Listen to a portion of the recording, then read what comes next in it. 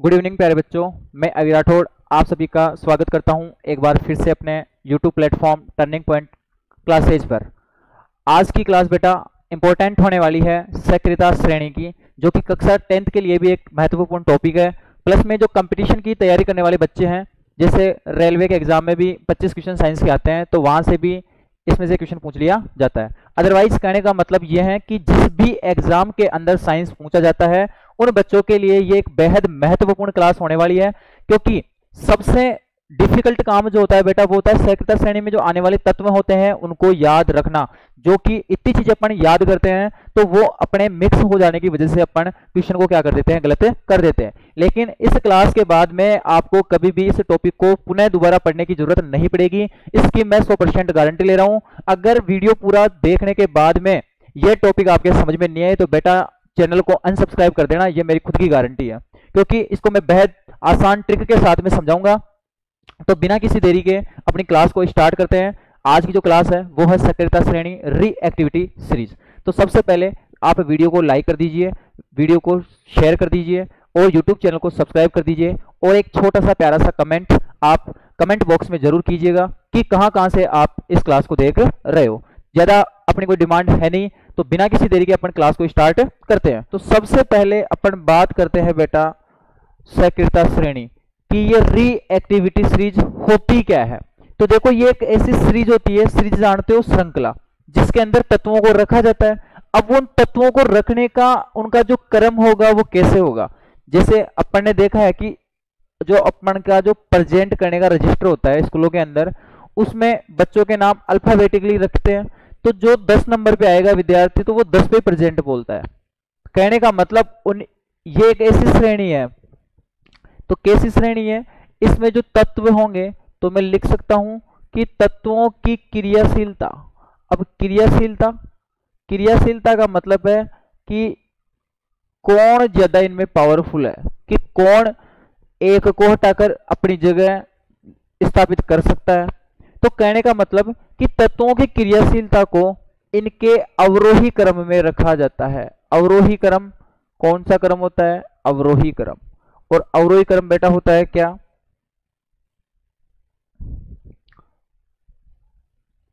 बड़े से छोटा या घटता क्रम बोल दो। मतलब जो ऊपर जो तत्व आएगा उसकी क्रियाशीलता ज्यादा होगी या कम होगी, तो आप बोलोगे कि सर उसकी क्रियाशीलता क्या होगी, ज्यादा। फिर जो उसके नीचे आएगा तो ऊपर वाले से कम हो जाएगी।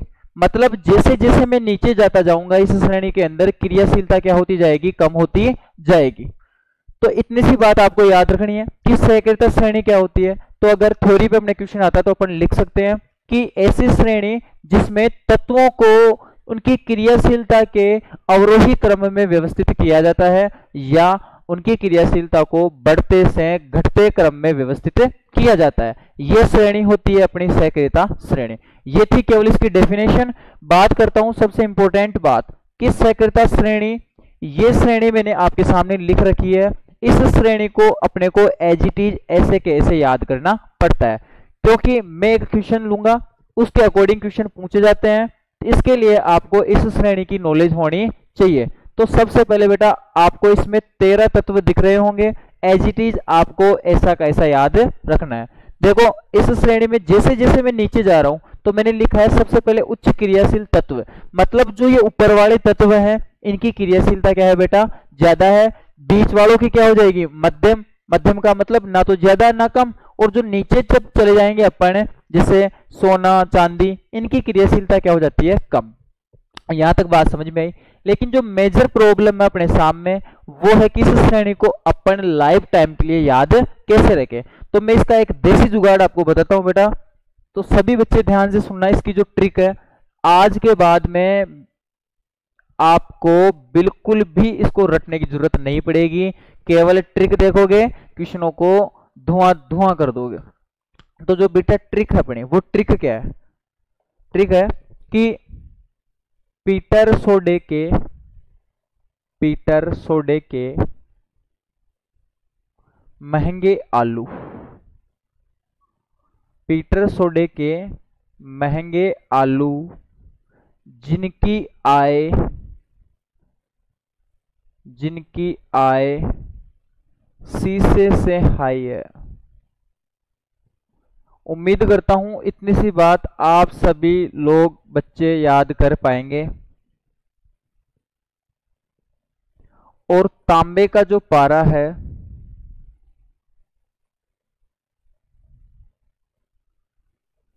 चांद पर सोने जैसा है।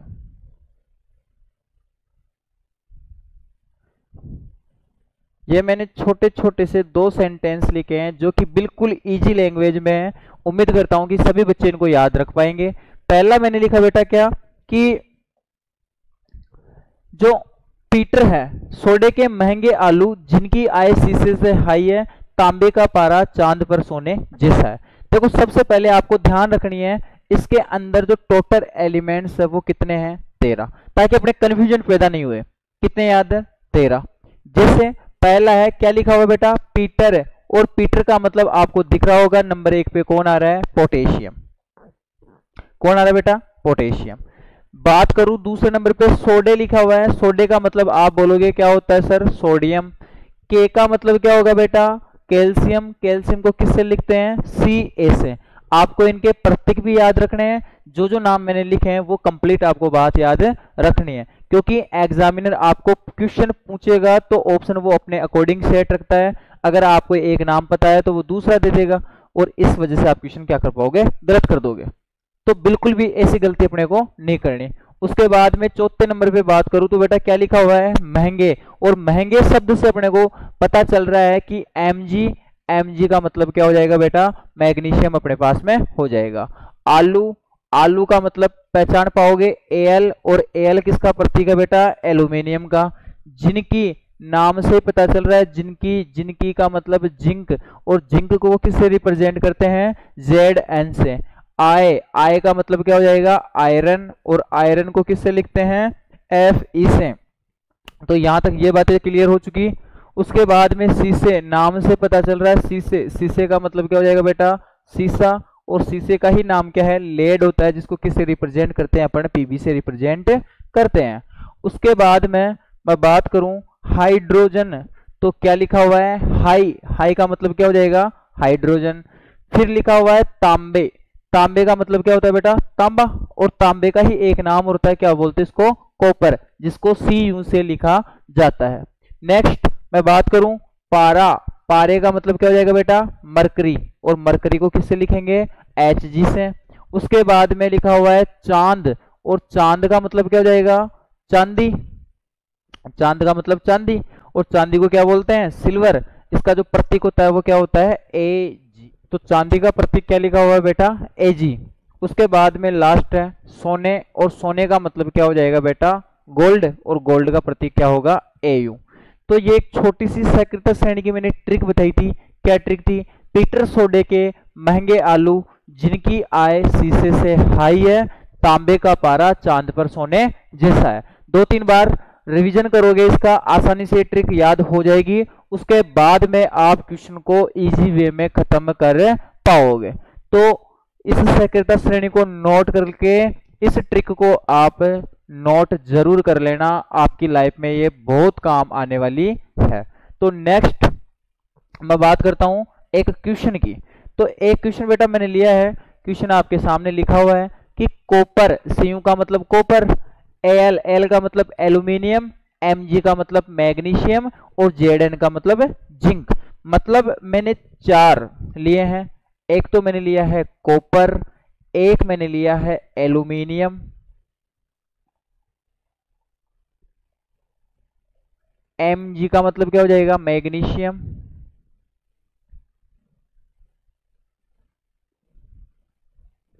और जिंक का मतलब क्या हो जाएगा बेटा, Zn। Zn का मतलब जिंक। इनकी क्रियाशीलता का सही क्रम कौन सा है, क्रियाशीलता का सही क्रम का मतलब, अब अपन छोटे से बढ़ता रखो या बढ़ते से छोटा रखो, लेकिन आपको पता है जो ट्रिक में जो सबसे पहले नाम आएगा इनमें से उसकी क्रियाशीलता क्या होगी, ज्यादा होगी। उन 13 में से कोई 4 गिने चुने लिए हैं, तो अपने को ट्रिक बोलना है बस। देखो पीटर, सोडे के महंगे, महंगे लिखा हुआ है, तो महंगे का मतलब Mg, ये नंबर 1 पे आ गया, ठीक है। महंगे आलू, आलू भी मिल गया, तो इसको किससे लिखेंगे, एल से। ये नंबर 2 पे आ गया। महंगे आलू जिनकी, ये किस पे आ गया बेटा, 3 पे आ गया। जिनकी का मतलब जिंक।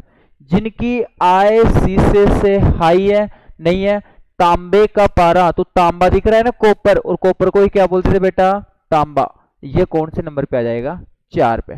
मतलब क्या हुआ कि जो मेरी ट्रिक थी उसके अनुसार पहला नाम किसका आया, मैग्नीशियम का, उसके बाद में नाम आया मेरा एल्यूमिनियम का, उसके बाद में नाम आया जिंक का, और उसके बाद में नाम आया कॉपर का। अब इनकी क्रियाशीलता का मतलब क्या हुआ, इनका कर्म बताना अपने को, वो ऑप्शन के ऊपर डिपेंड करेगा। देखो आपको पता है मैग्नीशियम की ज्यादा होगी, फिर इससे कम हो जाएगी एल्यूमिनियम की, फिर इससे कम जिंक की, और इससे भी कम कॉपर की, यही होगा। तो जिसका वैल्यू ज्यादा होता है उस साइड ये वाला चिन्ह अपन अप्लाई करते हैं। तो ये चिन्ह क्या बता रहा है कि सबसे ज्यादा क्रियाशीलता किसकी है बेटा, मैग्नीशियम की है। उसके बाद में ये इधर, उसके बाद में ये इधर, ये हो जाएगा इसकी क्रियाशीलता का सही क्रम।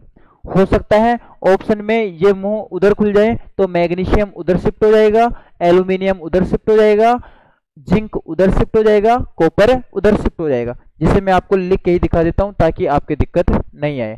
जैसे मेरे को उल्टा लिखना होता है इसको, कॉपर, फिर मैं लिखता जिंक, फिर मैं लिखता एल्यूमिनियम, फिर मैं लिखता मैग्नीशियम, फिर इसका मुख किधर कर देते अपन। तो ये दोनों ही उत्तर बेटा अपने क्या है, सही है।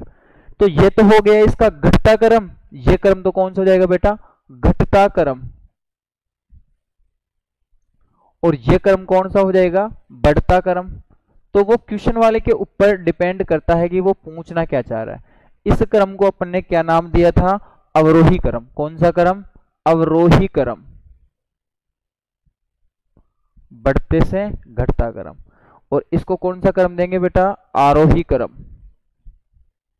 मतलब छोटे से क्या हो रहा है, बढ़ रहा है। तो इस प्रकार आपको क्वेश्चन वाला खुद बोलेगा कि आरोही क्रम में व्यवस्थित करना है तो उत्तर ऐसे देना है, आरोही क्रम में देना है तो ऐसे देना है। यहां तक बात क्लियर हो तो ये टॉपिक अपना यहीं पे खत्म होता है। मैं उम्मीद करता हूं कि आपके ये बात समझ में आई होगी। तो बेटा ऐसी ही साइंस की मजेदार ट्रिक्स और साइंस को बिल्कुल आसान भाषा में सीखने के लिए आप YouTube चैनल को सब्सक्राइब करना ना भूलें। वीडियोस को ज्यादा से ज्यादा शेयर करें ताकि बहुत बच्चे ऐसे जो साइंस के अंदर वीक है या साइंस को याद करने में उनको प्रॉब्लम आती है, वो इस चैनल के माध्यम से साइंस को इजी वे में सीख पाए। तो आज के लिए इतना ही। ऐसे ही मजेदार ट्रिक्स के साथ में, साइंस के बेहद महत्वपूर्ण टॉपिक्स के साथ में मैं आपके सामने हाजिर होता रहूंगा। धन्यवाद बेटा, लव यू ऑल।